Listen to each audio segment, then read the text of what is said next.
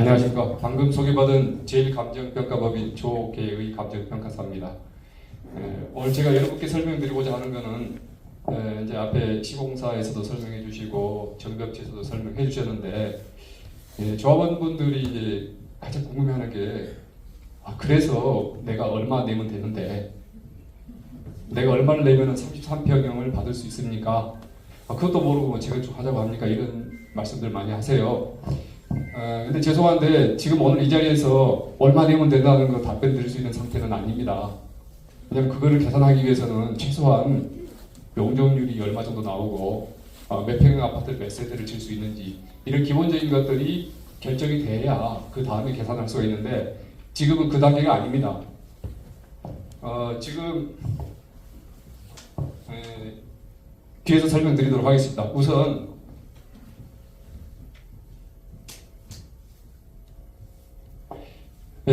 저희 회사 소개하러 온 건 아니기 때문에 회사 소개는 아주 그냥 간단하게 1분 내로 간단하게 하겠습니다. 저희 제1감정평가법인은 73년도에 설립돼서 창립 51년째 되고 있습니다. 그래서 저희 업계에서는 이제 가장 오래된 법인이고 규모도 가장 크고 경험도 가장 많은 법인이다 이렇게 설명드리겠고요. 현재 거의 안 보이시죠? 저희 법인에서 근무하고 있는 감정평가사가 207명이고요. 임직원까지 다 합치면 500여 명 되는 대형 감정평가법인입니다.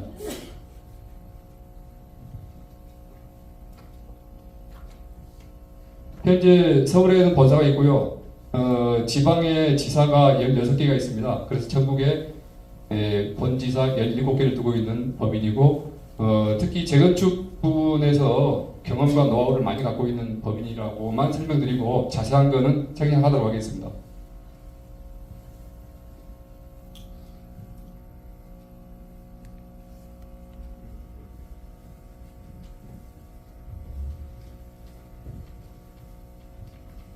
하나 더 넘겨주세요. 저도 이제 재건축을 하는 과정에서 이제 감정평가사가 해야 될 일이 여러 가지가 있는데 그 자세한 것들을 지금 아실 필요는 없을 것 같고요.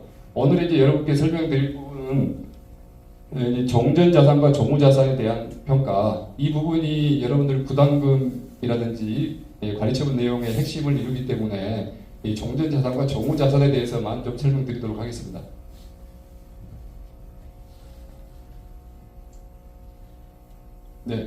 정비사업 절차에 대해서는 아까 또 설명드린 거하고 중복되기 때문에 생략하도록 하겠습니다.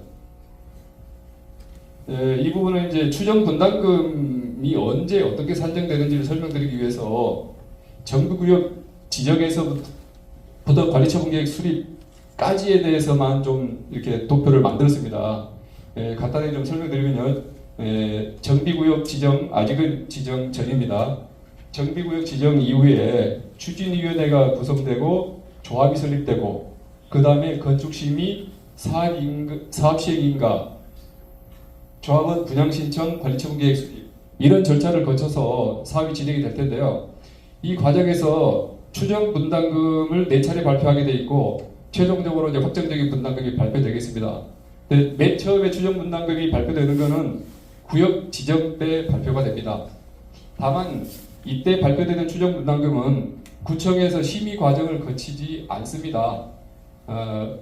심의 과정을 거치지 않았다고 해서 엉터리로 한다는 의미는 아니고요. 어쨌든 심의 과정은 생략된 추정 분담금이 구역 지정 때 맨 처음으로 여러분들에게 공표될 수 있다는 거 말씀드리고요. 그 전에는 계산을 하고 싶어도 할 수가 없습니다. 조합 설립 전에 조합 설립 동의서를 내실 텐데 동의서를 받기 전에 우리 조합에 예상되는 추정 분담금이 이렇습니다라고 발표를 할 겁니다. 근데 그 추정 분담금은 조합에서 임의로 산정해서 발표할 수 있는 게 아니고 구청에서 심의를 거쳐서 이거 제대로 분석이 됐습니다. 오케이 해야만 발표를 할 수가 있습니다. 그때는 구청에서 검증위원회라는 걸 열게 되는데 각 분야 전문가들께서 다 참석을 하셔가지고 매우 까다롭게 따져 묻습니다. 이거는 왜 이렇게 했고 저거는 왜 저렇게 했고 근거는 뭡니까? 그런 모든 거를 따져서 이 정도면은 조합원들한테 공표를 해도 되겠다 했을 때 구청에서 승인을 받은 내용만 발표를 할 수가 있습니다. 그렇게 하지 않으면 조합 설립해주지도 않습니다. 그 다음은 사업 시행 계획 인가를 할 때 한 차례 또 합니다. 그리고 마지막으로 조합원 분양 신청을 받기 전에 또 한 번 합니다. 이렇게 세 차례는 모두 구청의 심의를 거쳐서 발표되는 것입니다. 그리고 조합원 분양 신청 이후에 이제 분담금이 나오는데 이때는 추정이 아니고 확정된 분담금입니다. 이 확정된 분담금을 보고 관리처분 총회를 하게 되고 관리처분 총회에서 통과가 된다면은 그거를 기반으로 사업을 하게 되겠습니다. 이 과정에서 이제 종전자산과 정무자산 평가가 이루어지는데요. 종전자산 평가는 현재 여러분이 갖고 있는 아파트와 상가를 종전자산이라고 합니다. 그 종무자산은 새로 짓는 아파트와 상가를 종무자산이라고 하고요. 종전자산 평가는 사업 시행 계획 인가 이후에 이루어지고 기준 시점은 사업 시행 인가 고시일입니다. 물론 지금부터 이제 열심히 추진하시면 이제 그 기간이 짧아질 수도 있겠지만 지금 가격하고 그 시점 가격은 또 다를 수도 있습니다. 지금은 부동산 경기가 조금 안 좋은 상태인데 뭐 향후에 이게 조금 더 안 좋아졌다가 올라갈지 지금 곧 올라갈지 그거는 아무도 모릅니다. 저희 감정평가사도 잘 모릅니다. 저희들은 평가를 하는 것이 전쟁이가 아니기 때문에 내년 아파트 가격이 올라가겠습니까라고 물어보면 저희도 잘 모릅니다. 다만 사업시행인가 그 시점 가격을 기준으로 종전자산을 평가한다는 점이고요. 그 다음에 정무자산 감정평가는 조합원 분양 신청 이후에 분양 신청 완료일 기준으로 평가를 하게 됩니다. 이 부분에 대해서는 조금 더 자세히 설명드리도록 하겠습니다.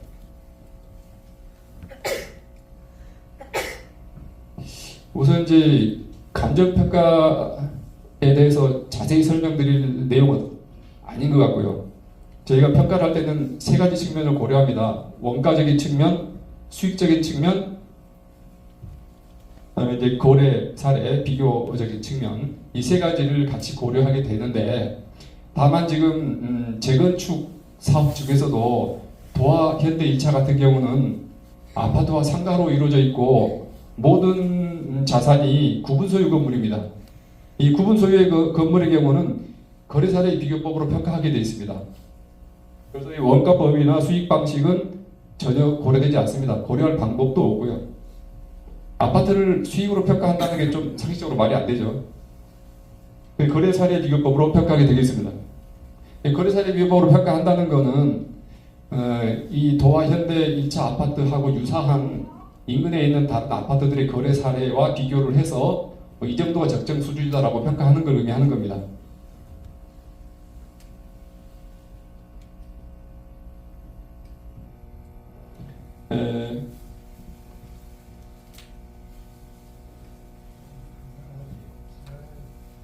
하나 넘겨주시죠. 종전자산하고 종무자산에 대해서 조금만 더 자세히 설명을 드리겠습니다. 우선 종전자산 평가라고 하는 것은 현재 시점 사업시행계획 인가가 난 그 시점에서의 조합원분들의 현재 가지고 있는 아파트와 상가에 대한 가격을 의미하는데 이 종전자산 평가가 중요한 것은 조합원들 간의 배분의 의미가 있지 절대 가격이 중요한 것은 아닙니다. 이 부분에 대해서는 조금 더 뒷부분에서 설명을 드리도록 하겠습니다. 그리고 기준은 사업시행인가 1기준이라는 점, 그 다음에 평가는 거래사례 비교법으로 한다는 점, 종무자산도 이 부분에 대해서는 똑같습니다. 네, 종무자산은 신축되는 아파트와 상가를 평가하는 건데 종무자산 평가가 종전자산하고 다른 점은 실물이 없다는 점입니다. 종전자산은 실물이 있기 때문에 실물끼리 비교를 해서 평가를 하게 되는데 종무자산은 실물이 없고 설계도만 있습니다. 설계도를 보고 이 설계도대로 건축을 한다면은 이 정도의 가격이 되겠다라고 평가를 하는 게 되다 보니까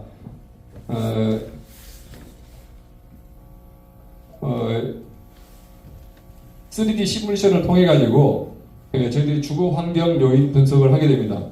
이제 그 중에 중요한 것들은 이제 일조, 요즘 일조가 많이 중요하죠. 일조, 조망, 그다음에 소음, 프라이버시 이런 것들을 3D 시뮬레이션으로 분석을 해서 이런 내용들을 반영해서 평가한다는 점을 설명을 드리고요. 종우자산 평가 결과는 조합원 분양가로 적용됩니다. 일반 분양가는 종우자산 평가 금액으로 꼭 분양하는 건 아닙니다. 참고로 하시고요. 네, 그러면 이제 최종적으로 분담금이 궁금한데 분담금은 그럼 어떻게 해서 계산을 하는지 좀 설명을 드리겠습니다. 분담금은 분양받을 자산의 분양가격, 종우자산 평가금액을 조합원 분양가로 한다고 말씀드렸죠. 그 금액입니다. 그 금액에서 조합원 권리가액을 뺀 금액이 분담금입니다. 그러면은 조합원 권리가액은 어떻게 산정하는지를 아시면은 분담금이 나오겠습니다. 조합원 권리가액은 종전자산 가격 곱하기 비례율입니다. 종전자산 가액은 알고 계시니까 그러면은 비례율을 알면은 분담금 계산이 가능하겠습니다. 비례율은 총 분양 수입에서 총 사업비를 빼고 그 금액을 종전자산 가액 총액으로 나눈 값이 비례율이 되겠습니다. 일반적으로 비례율이 100% 정도 나오면은 사업 수지가 거의 이제 균형을 맞추고 있는 상태로 볼 수 있고요. 100%가 넘으면은 사업 수익이 좀 좋은 편이고 100%가 못 되는 경우도 흔히 발생합니다. 근데 이거는 이제 장부상의 수익이기 때문에 실제 조합원이 느끼는 거하고는 좀 다를 수 있습니다. 그 부분에 대해서는 좀 설명드리겠습니다. 그러면 이제 종전자산과 종무자산을 설명을 드렸는데 종전자산이 높고 낮음에 따라서 조합원분들에게 어떤 이해관계가 있는가? 결론부터 말씀드리면요. 종전자산이 높고 낮고 하는 것은 조합원분 권리 금액하고 변동이 없습니다. 왜냐하면 종전자산이 높으면은 비례율이 떨어지고 종전자산이 떨어지면 비례율이 올라가서 결과적으로 권리가액은 똑같고 분담금에는 영향이 없다. 그래서 종전자산은 절대 금액이 중요한 게 아니고 상대적인 비율이 중요한 거다 이렇게 말씀드렸고요. 종무자산은 영향이 있습니다. 종무자산이 올라가면은 수입이 늘어서 비례율도 올라가고 분담금이 줄어드는 효과가 발생합니다. 물론 그렇다고 해서 무조건 높이면 안 되겠죠.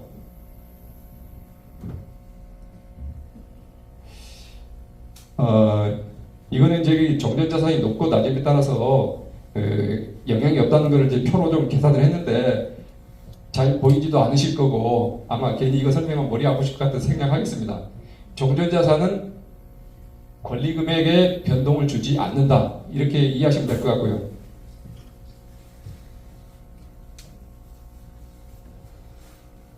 그럼 이거는 뭐 평가하고 직접 관련된 건 아닌데 조합원 입장에서 나에게 돌아오는 수익에는 어떤 게 있는가?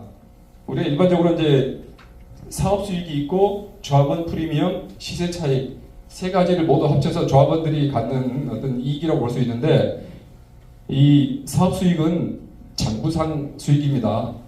그래서 이게 100%가 되면 사업 수익은 제로입니다. 근데 사실은 조합원 프리미엄이라는 게 있죠. 조합원분들은 이제 일반 분양가에 비해서 조금 싸게 사업성이 허용하는 범위 내에서 좀 싸게 분양하는 경우가 있습니다. 그런 경우에 조합원 프리미엄만큼은 사실 조합원 입장에서는 이익이 되는 거고요. 그 외에도 입주 후의 시세와의 차이 이것도 사실 조합원 분들의 이익입니다. 사업성이 좋으면은 이 2번, 3번이 더 중요할 수도 있습니다. 그래서 조합원분들은 사실은 2번, 3번까지 생각해서 결정을 하는 거고요. 그렇지 않다면 100%가 안 되는 재건축 조합이 설명이 안 되는 거죠. 열심히 일했더니 비례율이 90% 나왔다는 거는 10% 손해봤다는 건데 그러고 사업을 누가 하겠습니까? 2번, 3번에서 수익이 있기 때문에 하는 겁니다. 그러면 이제 마지막으로 그렇다면은 우리 수익을 높이기 위해서 어떤 노력을 해야 되는가? 그러니까 조합원분들이 노력해도 안 되는 게 있고요. 좀 노력하면 좀 좋아질 수 있는 게 있습니다. 우선 수익이 늘어날수록 이익이고요. 비용은 줄어들수록 이익입니다. 수익은 그럼 어떻게 하면 늘어납니까? 아파트 가격이 상승하면 당연히 좋아집니다. 근데 아파트 가격을 조합원분들이 임의로 이렇게 올릴 수 없습니다. 이거는 큰 바다에서 물결이 치는 건데 우리 몇 사람이 움직여가지고 올라가는 건 아니지만 전체적인 아파트 시장을 움직일 수는 없지만 아파트 설계를 잘하고 누가 봐도 좋아하는 아파트를 만들면은 아파트 가격이 올라갑니다. 그 노력은 조합원분들이 하셔야 됩니다. 그 다음에 똑같은 아파트 가격이라도 많이 지을 수 있으면 수익이 늘어납니다. 많이 지을 수 있는 거는 용적률이 결정합니다. 아마 이제 앞으로 이제 조합 추진위원회가 결성되고 그러면은 구청하고 많이 싸우실 거예요. 용적률 많이 받으시려고. 많이 받으면은 이익이 늘어나고요. 많이 못 받으면은 어렵습니다. 마지막으로 이제 비용 측면에서는 공사비가 제일 비중이 큰데 공사비를 낮출수록 이익이죠. 근데 이거는 또 이제 또 상반된 면도 있습니다. 아파트 품질을 좋게 하면서 낮춰야 되겠죠. 그냥 싸게만 하는 게 좋은 건 아니고요. 공사비는 낮추되 품질은 좋게 만드는 거, 이게 사업 수익을 올리는 방법이고요. 그 다음에 사업이 지연되면 안 됩니다. 물론 지금은 아직 스타트를 끊었다고 하기에는 좀 빠르지만 일단 조합이 설립되고 나면은 시간이 빠를수록 비용이 줄어듭니다. 최근에도 기간이 늘어나다 보면은 문제가 많이 발생하는 거 신문지상에서 많이 보셨을 겁니다. 기간이 늘어나면은 어떤 식으로든지 문제가 발생하게 되고요. 공사비도 늘어나고 문제가 많이 발생합니다. 그리고 기간 이자뿐만 아니라 공사비 상승 등등 해서 많은 문제가 발생하는데 기간을 얼마나 단축시켜 줄 수 있느냐 하는 것은 조합원분들이 할 수 있는 이 부분입니다. 그 다음에 이제 사소한 거일 수도 있지만 법인세라든지 재건축 부담금이라든지 이런 부분들을 절감시키기 위한 노력도 필요하다고 생각합니다. 발표는 이상으로 마치고요. 질문 나오는 것에 대해서 답변 드리도록 하겠습니다.